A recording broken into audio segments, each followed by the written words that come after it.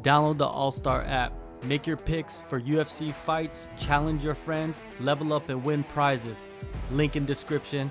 Get it now. Get into like your pro career so far, man. You debuted in summer of 2022. Now a Yeah. little over a year. You're fighting for a title. Did you expect things to go this way? Nah, especially not this time around. After the win against Dimash Chopper, I was thinking about taking the rest of the year off just because I had got eye surgery, and I got I didn't get LASIK. It's called PRK. For those of y'all who don't know what PRK is, it's almost like LASIK, but it's kind of more extensive. With LASIK, there's like a little flap that you have over your eye to let you see. For MMA fighters, they recommend getting PRK so that flap doesn't get knocked out when if you get punched or something. And they were telling me that the recovery time would be around 2 to 3 months. Worst case scenario, 6 months. So I was like, yo, I might be this. I might just have to focus on get ready for next year. So I went back to my doctors because they do a little couple of post op appointments to see how you're healing. And within 2 weeks, they was like, "Yeah, you're ready to get back to doing everything you was doing post op appointment." I was like, "Damn, okay, so all right, so I could spar now." They was like, "Yeah." So and I had another appointment, and then I asked them. I was like, "Hey, I already have a fight. Like I have a fight booked up. I figured that if I can get back to sparring, I have a fight coming up in December, or I have an opportunity to fight in December. I feel like, I could probably take that fight." And it was like, "Yeah, you're 100% ready to go." I was like, "Cool, cool. So now we can get back on track."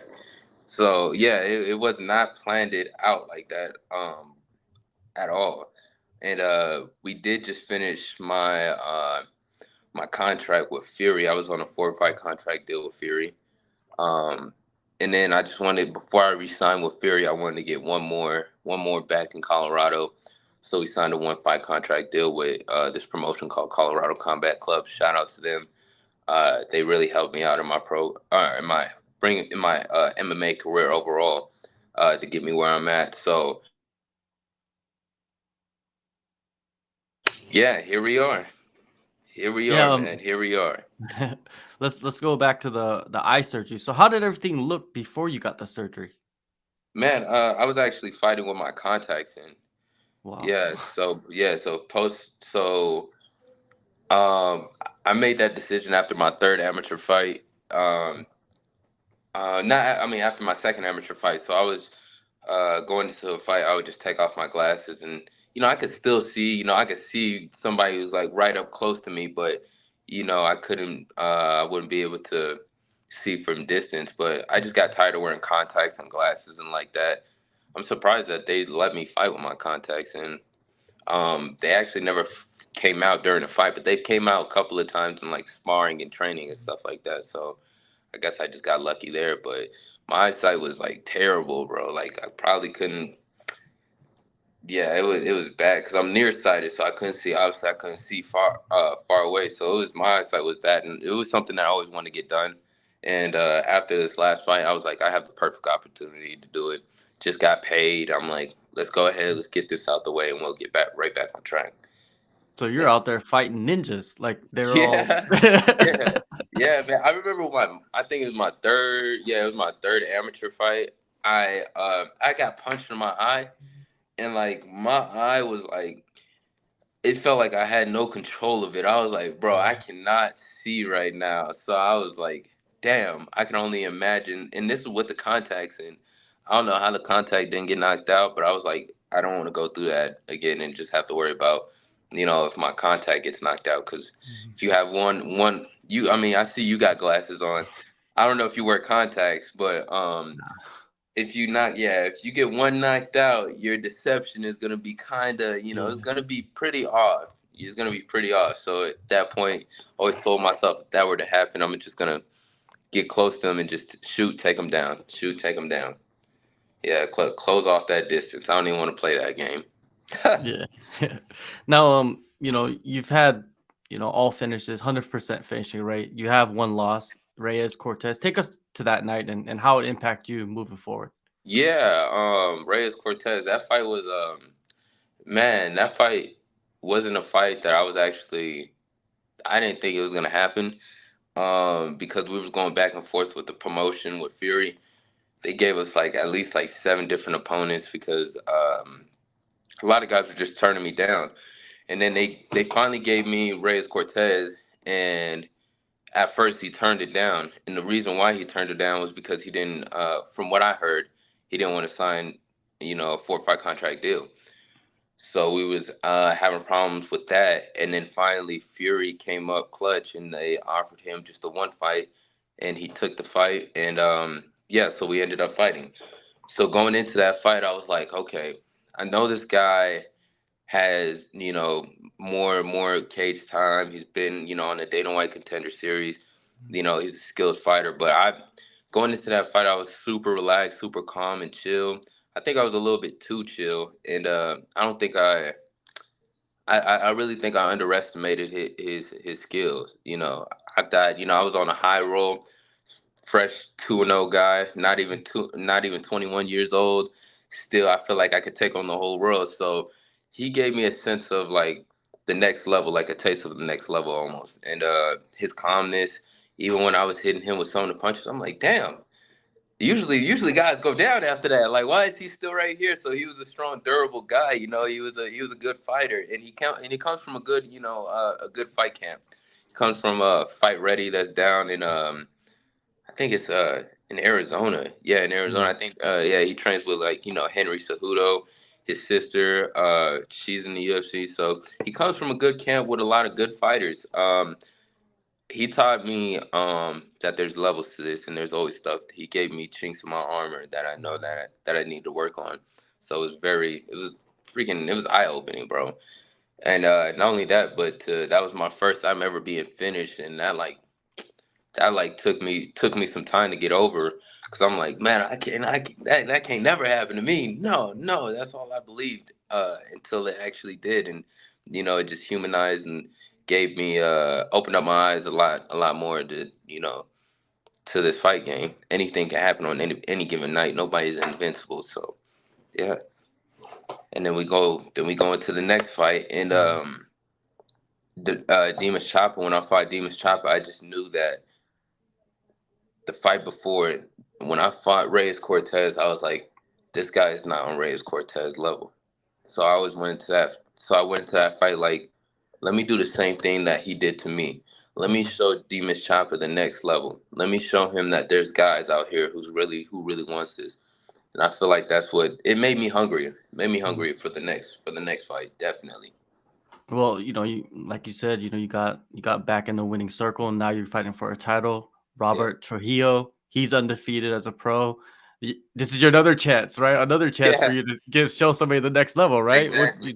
And the What do reason you see in him? what I see in him, he's a he's a tough guy. Not in the sense of like, oh, like he's a skilled fighter. He just has heart. He has that dog in him. Um, but when it comes to like fighting wise, I don't think he's 5-0. But if you check all his last 3 opponents, I I think I'm his biggest fight. If I'm being honest, he's 5-0. Not only that, he was on the power slap. I think that's probably the biggest thing for him is that he was on the power slap. I think that's what gives him a little bit more notoriety than me, just because he was that much closer to the UFC, I guess you could say, which I think power slap is stupid to me in my opinion, but whatever. People have different opinions. I have my own. He has his.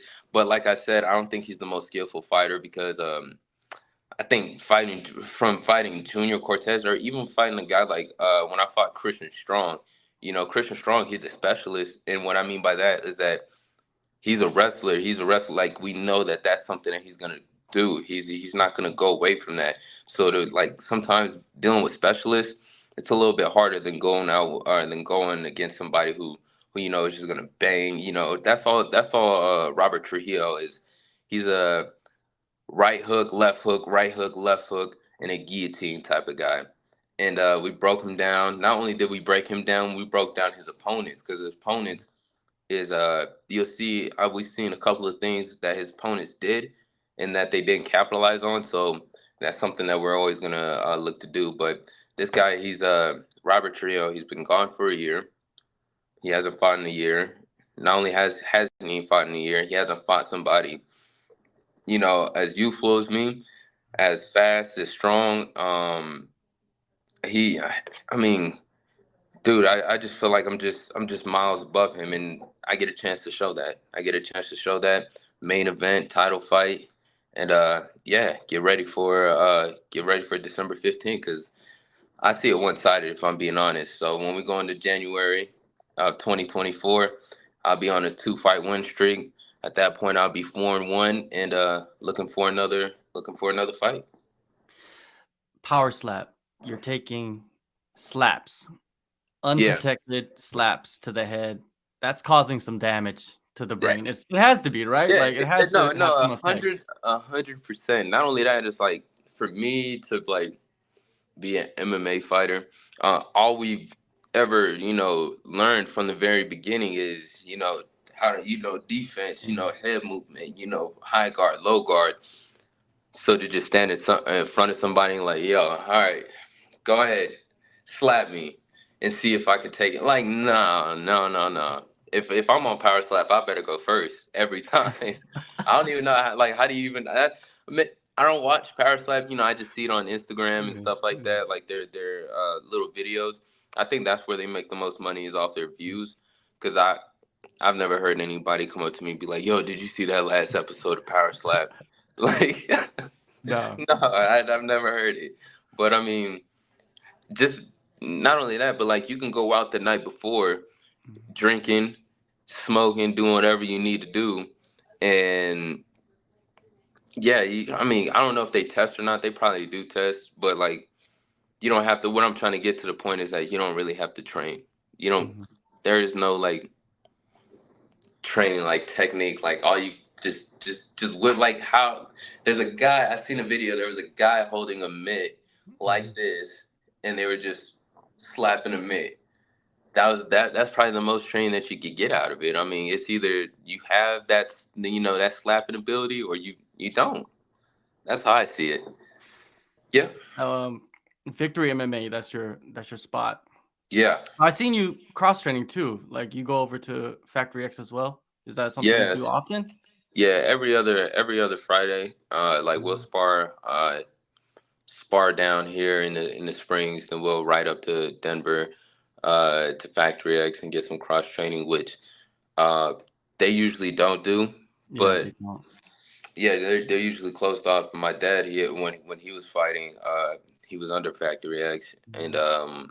yeah, and Mark Matoya, they still have that good, a great relationship. So he was able to, you know, I was able to get grandfathered in, I guess you could Yeah. say.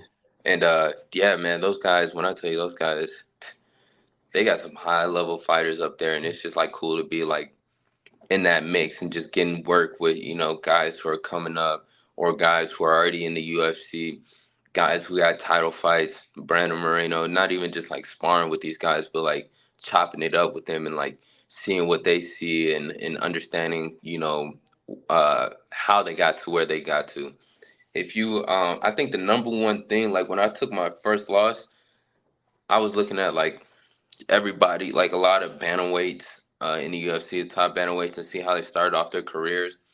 Man, they almost started their careers off just as I did. So that was like something that's like, okay, this is supposed to happen. Like if I don't, this loss can't define me. So it has to only make me better. That's the Mhm. only way how I thought about it. Because I'm like, you seeing guys like Brandon Moreno, who or not Brandon Moreno, Brandon Royval, who's getting ready to fight for the flyweight championship against Alex Pantoja.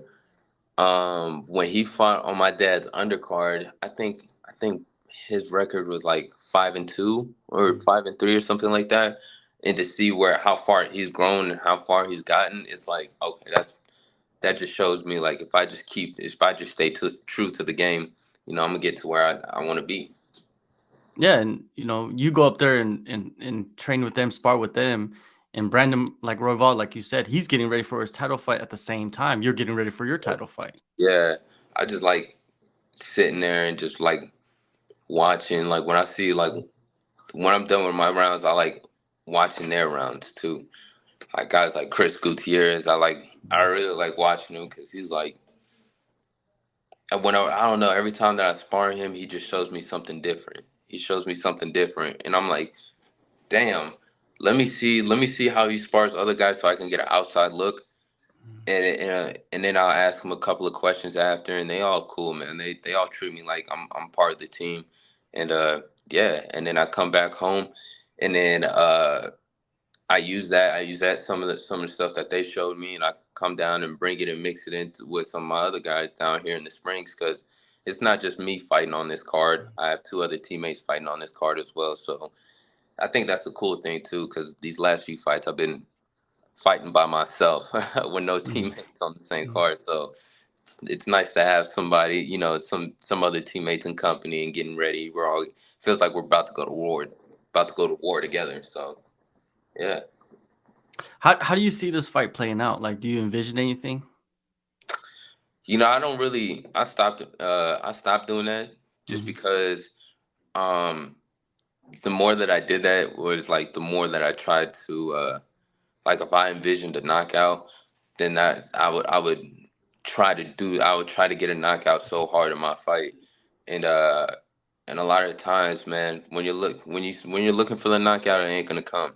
You just gotta let it come naturally. But the one thing that I can say that I do believe is that I do believe I will get a finish. Um, I don't know how I'm gonna get the finish, but I know the finish is gonna be there for me to get. I'll just have to, play smart, do what we've been drilling. This guy, it's funny. And when I first started out my MMA career, everybody thought I was just a striker. Now, I think after this last fight against Dimas Chopper, I think everybody thinks I'm a wrestler, just a wrestler now. I'm like, damn.